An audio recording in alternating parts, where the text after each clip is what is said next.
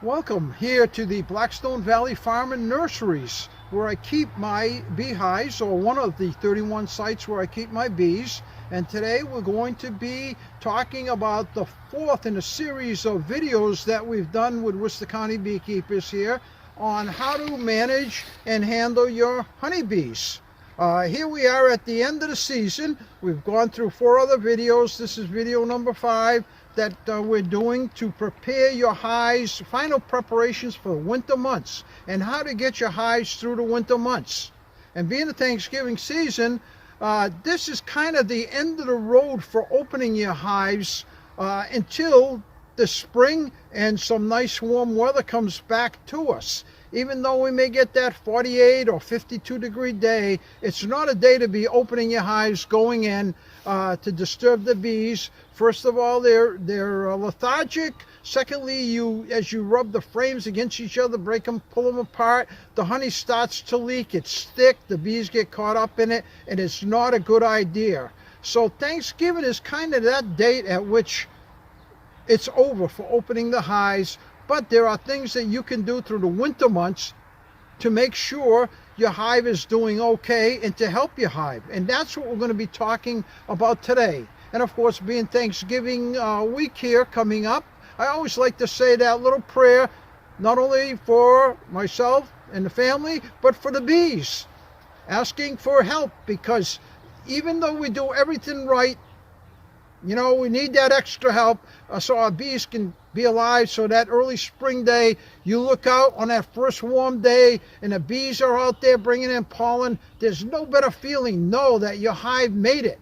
And it's a great feeling, as opposed to all of a sudden seeing no bees coming out when they should be coming out, which means they're probably dead. And that's what we don't want. So today we're going to talk about the final preparations before the winter, and then what we should be doing during the winter months. So let's go to opening with the activities that we're going to be talking about. But we still light a smoker, because we'll do a few light activities which you need to open the hive for during the winter. So let's light our smoker, and keep in mind when using a smoker in the winter months, it's not like using a smoker in the summer months. You certainly don't want to pile smoke into your hive during the winter months, disrupt that cluster that's tightly clustered in there. So you get a smoker that's going to keep lit, but keep in mind you're not going to be using it as much, so make sure you get some good charcoals. I know many of you gave me good reviews on lighting a smoker and said that was the best part of all the videos, and they learned how to light a smoker. Well, we're going to do that again, and you can see one match, and you can see the smoke coming up. We're not going to rush this, because you can't rush lighting a smoke and hope it's going to stay lit, especially when you're not going to be using it like in the summer months where you use it more. Here we're just using it for a little bit of control purposes. Remember, the smoke gets the bees to eat a little bit of honey, thinking they're going to have to leave the hive, and therefore distracts them and causes them not to fly, but instead to go down and eat the honey. Not to say that that bee can't come up, and I've seen in the winter months a bee come up and bingo, right in the forehead and nail you, give you a good sting. So you still want to wear your protective gear, especially in the winter, because of the fact that you got that one rogue bee attacking you, and you don't want to sting, of course, in the face especially.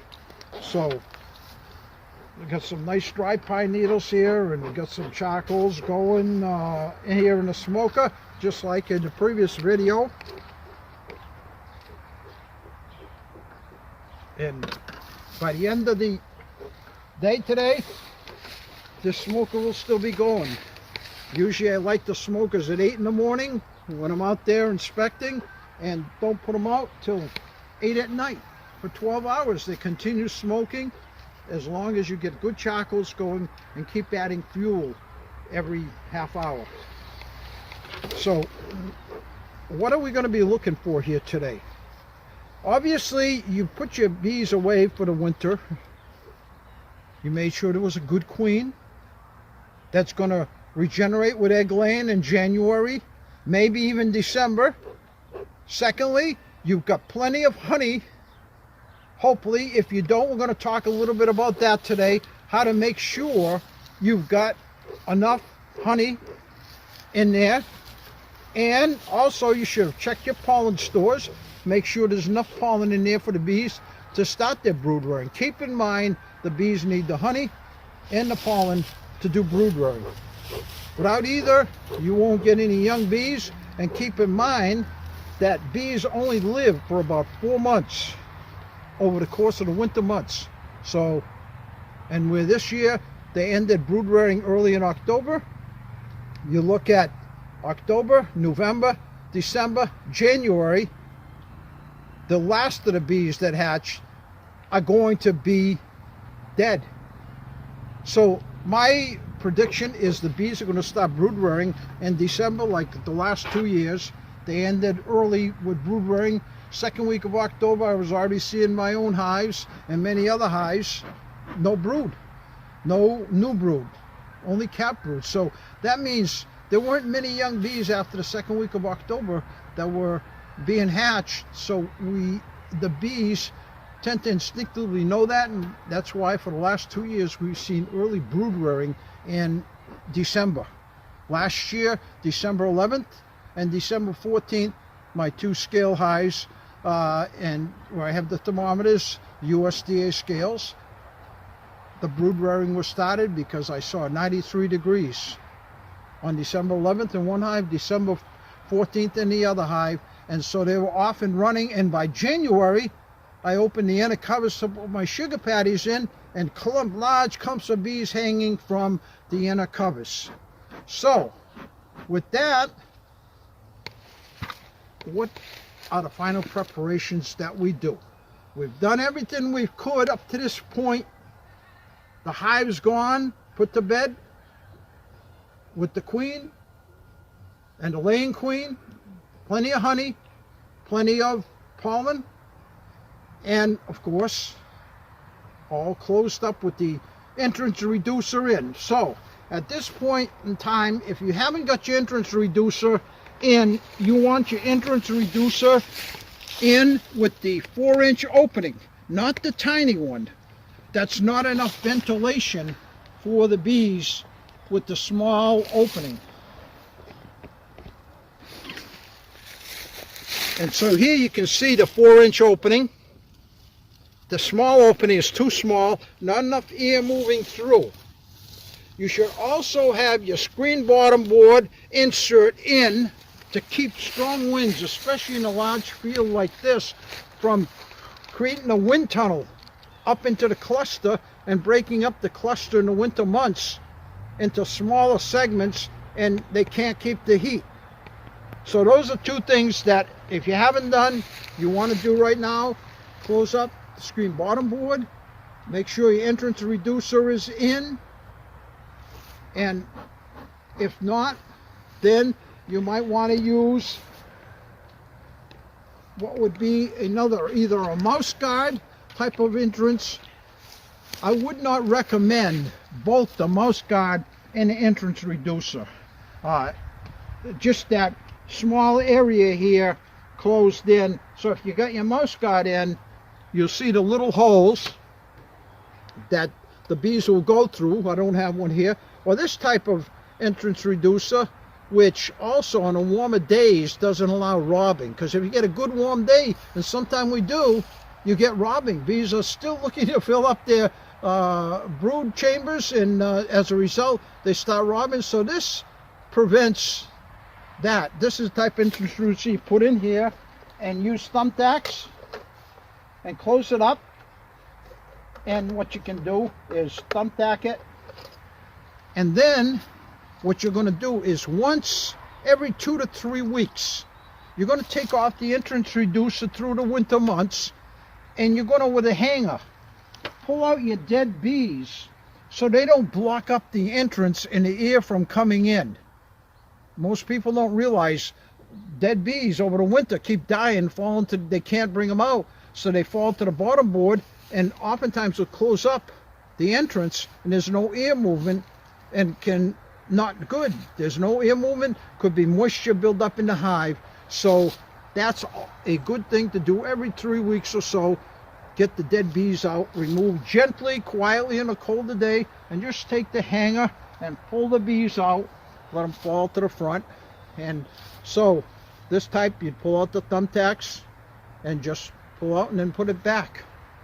So that's one thing that you're going to have to do.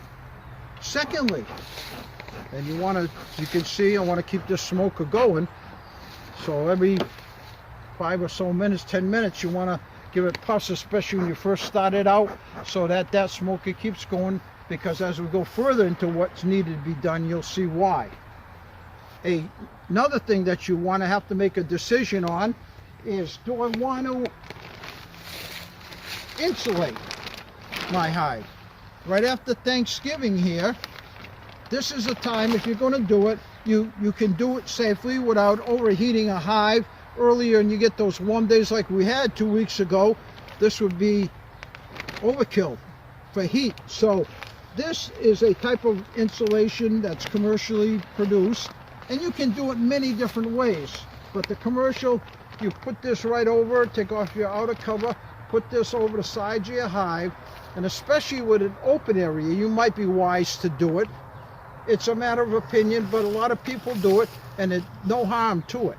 The key to using one of these is don't over insulate, close all your openings up so that there's no air movement and you get moisture buildup in the hive. But this insulation here will insulate the hive against winds, and also keep the heat in the hive a little better, and it don't escape as quickly. So, but keep in mind, the whole hive isn't heated. That's what many people don't understand. I go to so many beekeepers, and they think the insulation keeps the whole hive heated. The cluster is at 65 to 70 degrees when there's no brood rearing, and goes up to 93 as soon as the brood rearing starts. And so it's only in that cluster that that temperature is kept. Otherwise it's 65 to 70. And if you go down to the bottom corner of the beehive and it clusters up at the top, the temperature there is not much warmer than outside. But this is a possibility you can use. There is, many strap-on, this type of insulation, which is on all 4 sides, and that way put a rubber band around it, 2 of them, and use this type of insulation. And some actually use both this and the black, which I don't know how much difference it makes. So insulation is another issue that is done at this time. Now, one other thing this time that you should be thinking about is hefting your hive to see what kind of weight it has. Not from back or front, from side, each side. Like in this hive, it's barely, I can barely lift it. I can tell that that side is a lot of honey, and then this side, oh, it's even a little heavier. I can tell right away there's more of the honey set on this side of the hive, and bees often will do that. So there's more honey, but sufficient on both sides to lift. In other words, it should be almost impossible to lift when there's enough honey for the winter months. 80 to 100 pounds. And I've been, last 2-3 weeks, I've been lifting my hives in some of those brood chambers. One had 113 pounds. I take scale, a little bathroom scale. I put one of the chamber I took with me just to see, and the heaviest one I found was 113 pounds weight. That means they had plenty. Every frame at the top was filled wall to wall. They were settled in the top part of the bottom brood chamber, and I knew there was plenty there visually. But how can you tell without having to open it? Heft the hive. Now, if you're light and you don't have as much, you still have opportunity to feed. You still have opportunity to finish feeding right up until maybe the 5th to 10th of December. And the best way, I've been around, I've seen the top feeders still being used, the side feeders, and in one case even the front entrance feeder. They can't heat the sugar syrup. 2-to-1 is what you want at this time of year. 2-to-1, 2 sugars to 1 water by volume. And we're going to show you how to do this with the people that are feeding. Your jar method is the best method to use. And what you would do is take a deep chamber, put it on, then you'd set 2 sticks right on top of that little hole on each side, and then you can take about 8 to 12 holes anywhere, and this, then you flip it over, set the vacuum, and then put this right over the bees. And you'll find that the bees at this time of year, why is this the best method? They can come up around the neck of the jar and keep it warm so the bees feeding down below can consume it. And you'll see that. Whereas with a top feeder, they can't do that. Outside feeder, they can't do that. So this is your best method. Use the deep chamber and put your outer cover above that. So let's, so that's the way, if they still need feeding in this time, that's the best. Better than sugar syrup, sugar patties that we're going to talk about here in a little bit. The sugar patties will keep the hive sustained. Now what's the difference? Much easier for them to consume, store it. They can still store the sugar syrup next to the brood chamber where they're at, where they're settled. They can fill it, they can keep it warm, and it gives them the carbs that they need. That the pollen, obviously, not so much needed by the adult bees during the winter months, but when the brood rearing starts, that's where the pollen starts to take a play in the whole thing, scheme of things. So, now I'm going to show you about the end of December, early January, oftentimes bees, depending how quickly, will move up through the middle of the chamber, top chamber, and start brood rearing come, say, 15th of January, and they will consume all the honey around where the brood is. And usually you can tell, because when they start coming out and they start walking up here above the inner cover, then they're looking for food.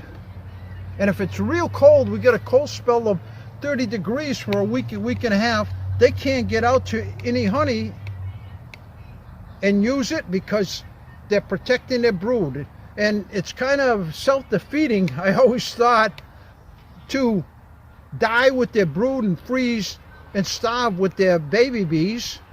But I guess that's the natural instinct. Like with human beings, I guess we'd protect our young even at our own expense in our own life. So that's probably an instinct that comes from millions of years. The bees will stay with their brood, their young baby bees, and keep them warm, hoping they'll hatch and carry on the new generation, because we keep in mind that those bees hatched in October, they're going to be dead by January at the latest. And if there's no new bees hatching, there's no bees to continue with brood rearing and keeping the generation going. So what's interesting about this whole situation is it's going to depend on the winter, how fast that consumption, because if it's 20, 30 degrees for long periods of time, you have to keep in mind that they're using a lot more of the honey than if we get a mild winter. I've seen mild winters where they've used very little honey. And I've seen severe winters where we had to feed from the beginning of January on. And you can tell the difference in the weight of the hive when you heft it and see. And so as a result, this is going to be an important facet, is this feeding. Why do I say that? I say that because of the fact that if they need food and near the brood, you're best to put her on early enough, even if they're not using it, they have it there to sustain them until the warmer weather, especially during long cold spells. Okay, so we're going to talk about making a sugar patty here. This is my own recipe. Many use fondant. I highly recommend that you use this method. It's called just a regular sugar patty. And you take regular cane sugar,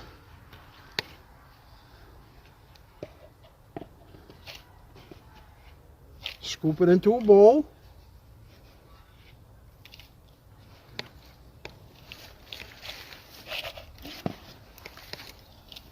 and then we're going to add water. I'm going to put my water jar here, right here. H2O. We're going to put a little bit in.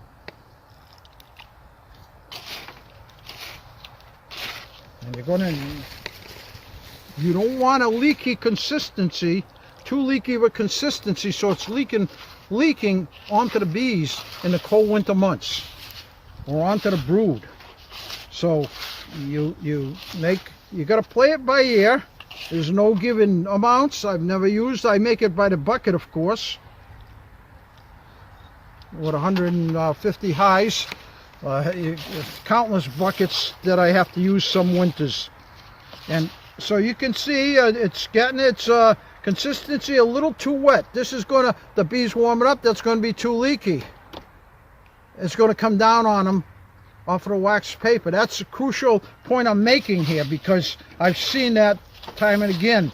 If there's too much water in this here, it's going to leak right off the wax paper. You'll see here in a minute. So we take a little more sugar.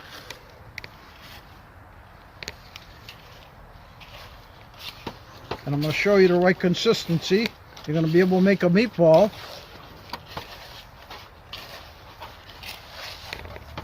Out of it.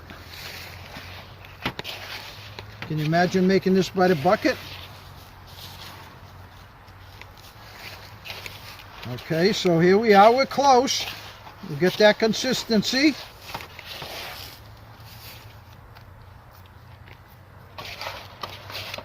Still a little more sugar needed. You can tell because it starts to flow too easy.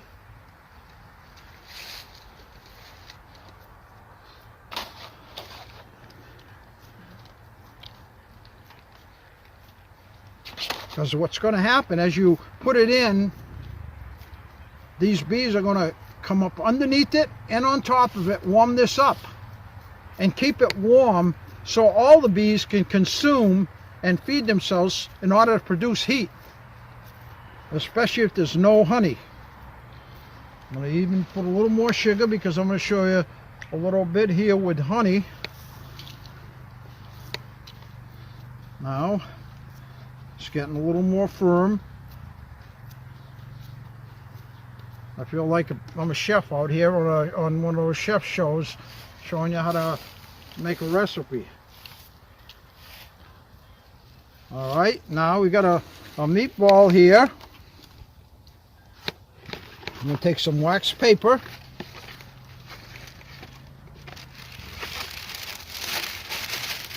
You don't want to put that on a frame so it don't leak down in between. So you take a piece of wax paper. And then you've got your meatball here. Pretty firm, not going to leak too much. And then you're going to press out your patty. You want it a 1/4 inch thick. It's going to make it easier for the bees to consume it and keep it warm, because they need to warm this up to consume it. And if it's too thick, it's going to take them a lot of effort to warm through a thick patty.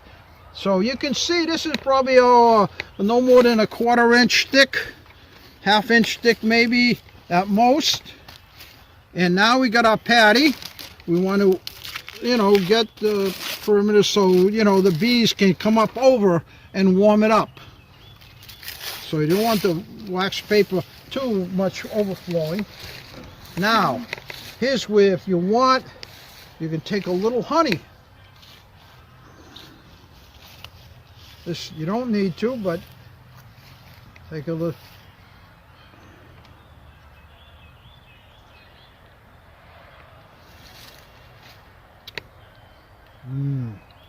Some of my spring honey. You don't want too much because you want it leaking, but this gives them, don't forget, honey has nutrients, where sugar has no nutrients in it. This has all kind of nutrients.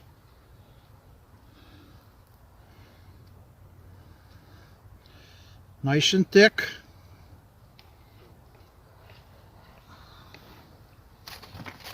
And then you can take and spread this a little, press it in.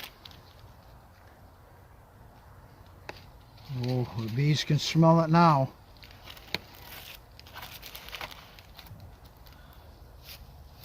Spreads it out so all the bees consuming can take some. Just don't want to put too much, because when they warm it up, this will become more watery and leaky, and you don't want that leaking off into the hive. And that's not the end of it here. See this nice, people watching this probably ready to eat it themselves. Now I'm going to take some of my fresh trap pollen, frozen. This is live pollen. Keep in your freezer until you're ready to use it. A lot of people, even to consume it, they keep in the freezer, and once they take the jar, put it in the refrigerator, as they take a half a teaspoon a day. And I have many people that take that for that extra energy. And I always tell the story where some of my track buddies from college would go out on a dinner at 7:30. By 9 o'clock, most of them are saying, I'm bushed, I'm beat, I gotta get home and get some sleep. I said, guys, it's only 9 o'clock. I'm just ready to party. What are you on? I'm on pollen. And of course I do. I consume the pollen as well. As you can see, a different maple pollen in there. There's goldenrod pollen. There's Joe Pyeweed I can see in there. The maple is the greenish pollen. So it's a combination. My pollen will have an abundance of different colors in it. And so what I'm going to do is sprinkle. I shouldn't be giving this secret away. The sugar patty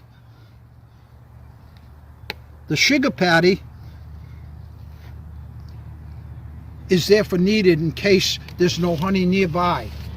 Now you're giving them honey which has nutrients, and guess what? You're giving them pollen which they need for brood rearing. So the little secret I'm going to give you is this. I found 9-10 years ago when I started using pollen in the winter patties, my brood rearing started earlier. And as a result of that, I said, wow, this is a good way to strengthen your hive early on. Get the brood rearing going early because the pollen's nearby, whereas oftentimes most of the pollen's down low. If it's a cold spell, they can't get to the pollen. So by putting it here, oftentimes if they have honey nearby, they leave the sugar patty, but guess what? They go for the pollen. And they start their brood rearing. The only thing here, once you start with the pollen, you've got to continually give them, because once they start their brood rearing, you've got to make sure they have plenty of pollen or pollen patties. If you don't use, trap your own pollen. And I suggest this to new beekeepers. This is a pollen trap that I use. A $19.99 pollen trap. It's got a drawer. Goes right in here. And it's got a gate. And 1 or 2 days a week, you can close the gate. And the bees have to go through that gate, and the pollen drops off into the drawer off of their pollen sacs. And what you do is take the drawer, get the pollen out, put it in your freezer in baggies, and freeze it, keep it frozen. And then come January, instant pollen for the bees. And there's nothing like fresh pollen. I've tried a pollen patty on one side of the cluster, pollen on the other. Guess what? They ignore the pollen patty. They go for the real stuff. Do you blame them? I said, so this is a good thing. to get one of these and trap yourself a pound or two of pollen for the winter cluster for the bees if you go one hive. I end up, you know, about 80 pounds that I trap that I use for the winter stimulation for brood rearing, and I'm watching out for swarms in early April starting in some cases. And a few years ago I had a swarm come out March 27th that Dave, Lucon and myself had to catch. Went up into the tree on March 27th. But they build up quickly with the pollen and you get a nice strong hive. Last year I had these strong beehives that I fed the pollen to. I used them because I had to buy quite a few packages. I lost a number of beehives. I used, and I was able to take bees from those strong hives, beef up my packages, and people were wondering how I'm getting honey off of package hives on built-out comb, of course. So let's now go into the hive. Now that you've seen how a pollen patty is made, and we're gonna give the bees a treat. Believe me, this is a treat. Fresh honey along with pollen. The one thing you're going to need is what we call a riser. This is going to put it up a little higher so this pollen patty goes in there. You're not squeezing the bees against the inner cover. So what we're going to do here is gently lift up. Let's put this over here.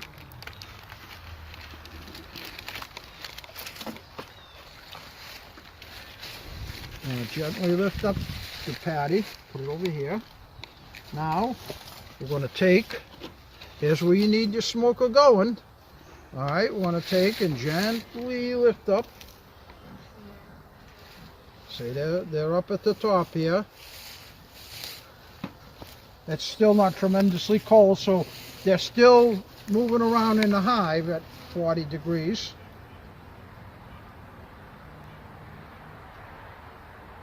Well, they're pretty hardy.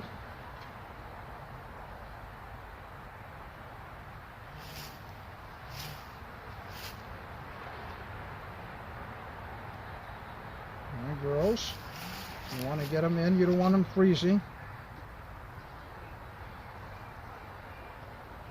So you don't want to use much smoke. Gentle, when you open your cover in the winter months to put this in, you want to make sure that you're not going to lose a lot of bees flying up.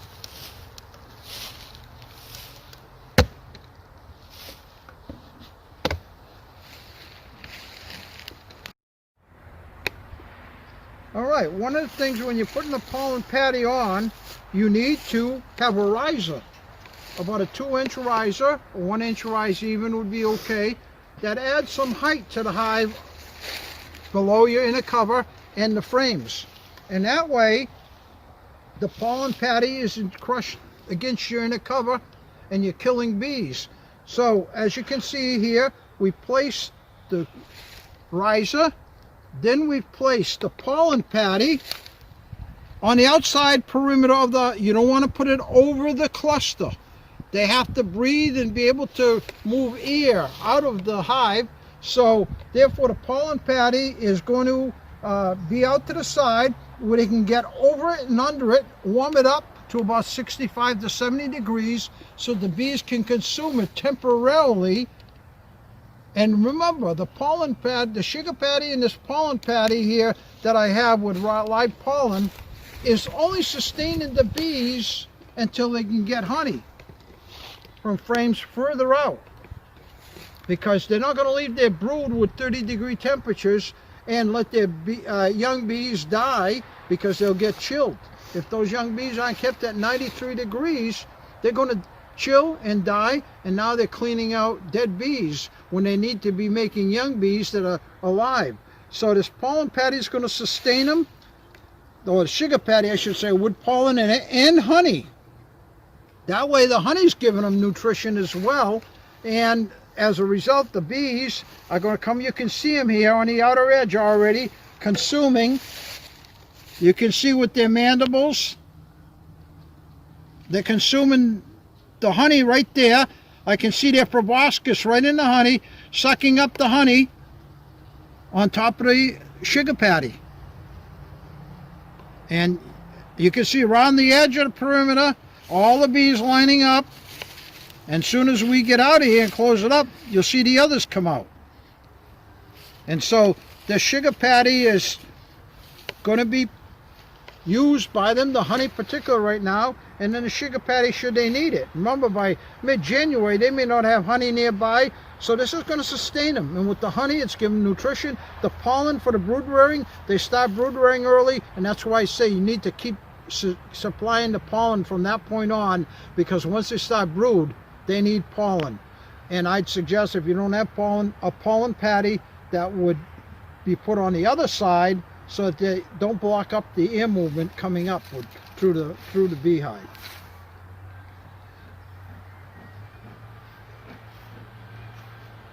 So I'm keeping them down because they'll be out over the top of this and underneath it to warm it up, because it's now cold. I can feel it here, but they will warm that up, believe me. And you touch it once the bees are on it, on top and below it, that will be warm. So now we're going to gently take our cover. You can see the bees on the outer clustering up together and moving the thoracic muscles to keep the heat so they don't freeze up here. They don't chill. So you can see the bees, how they cluster. They will spread out. Now they're all into one large cluster here, keeping warm. And they're pretty, good at keeping that heat. And they're, like I said, did we mention the Harvard study here before it went out? We did a study with Harvard, part of a 5-year study, and what we had to do is at the beginning of December, shake bees into a large box, weigh them, and then shake them back into the hive, and the bees made it. So they're pretty hardy. It was 39-degree temperatures, and they all made it. And the next day they were there eating the sugar patties and consuming food and producing heat to keep the hive warm, 65 to 70, and then 93 once the brood starts once those eggs start laying, they got that temperature at a toasty 93. And you can tell if a hive is alive just by putting your hand up above this inner cover, and you can feel the heat on your bare hand coming up when they're rearing brood. You can feel that 93-degree temperatures. And if your cluster is down low and you're not sure if your hive is alive, all you have to do is put your hand up above the frames and you'll feel the heat coming up from down below. So that's how to tell. You don't want to disturb them and start taking out frames, see if the bees are down there. The other thing you can do is quickly blow carbon dioxide down into between the frames, and the bees will start coming up and tell you whether that cluster is alive down low there. So now we're going to put the outer cover on, and you want your notch, your little notch down. This one don't have a notch here.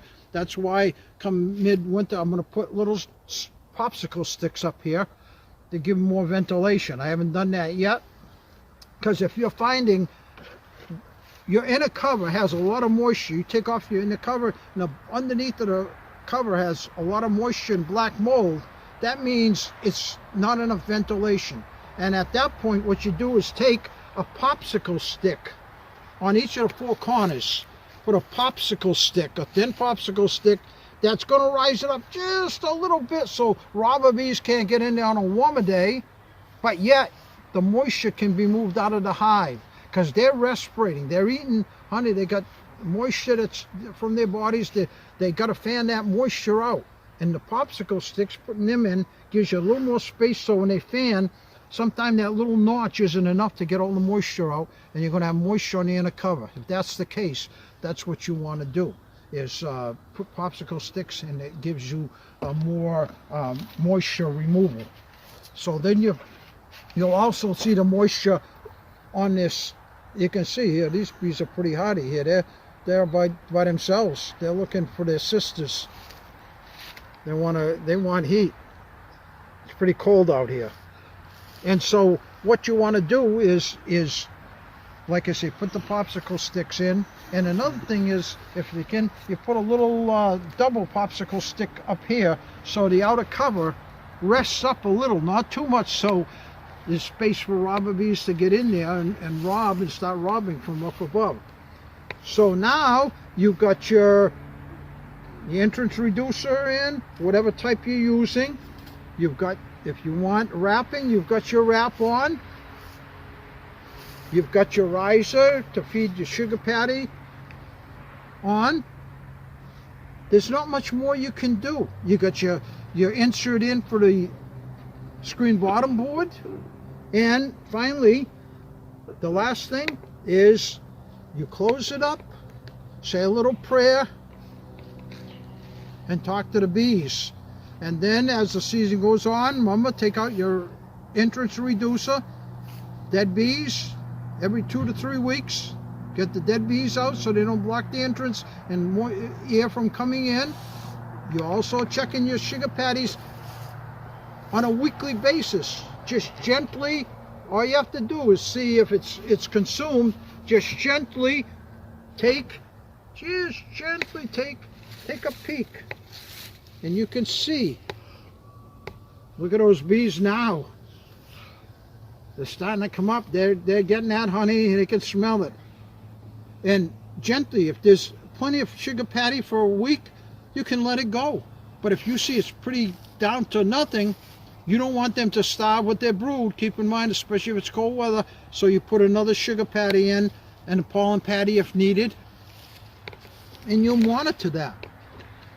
That's your job as the beekeeper, to monitor and make sure the bees got everything that they need. And then if something, even with all that, if something does happen, you can't blame yourself and say, I did everything I could. Whereas if you don't, you have a guilt complex. You let the bees die and starve because you didn't take action. And it's not a good feeling. Whereas like I said, I remember Dr. Lou from Harvard, that spring, we went out on a nice warm day in our study, and we should have seen bees coming out with pollen going in and out. And he said, Ken, this is like Silent Spring all over again. There's nothing like seeing those bees on a nice warm spring day, knowing that you made it and that you did everything that you could. The bees did their part, and you had a successful wintering of beehives. Nothing, no greater feeling in beekeeping than that. And so I say to you, enjoy your beekeeping. Be a beekeeper, not a beehaver. Make sure that you do your part, because if you don't do your part, the bees in today's day and age need you more than ever. Whereas once, back then, when I was a young boy, 50-50, it was probably a 80-20 proposition. They did 80% of their work, you did 20%. Now it's a 50-50 proposition. They need you more than ever. And by the way, I just want to mention that on the 1st of December from 5:30 to 7:30, I'm going to be doing a presentation from the state, and that link will be on the club websites. It's going to be called, What's Wrong with My Beehive? And as I'm out there, I see everybody asking me that question. There's so many things that can go wrong. I'm going to try to straighten you out and tell you all the things that can go wrong, and have you be aware of what to do, because I will talk about what you can do for each of the wrongs that can happen. How do you make them right, or how do you keep them right from going wrong? So I think it's an important presentation for you to get onto, and the club websites will have that link. It's called What's Wrong with My Hive? It's a topic that I think, I've thought about this for many years, that beekeepers need, and hopefully they're exposed, if nothing else, to know what it is that's wrong with their hive, and then can call for help. So with that, I want to thank you for listening. Have a happy Thanksgiving. Stay healthy and safe, and hopefully you've kept your bees healthy and safe, and they'll make it through the winter. God bless.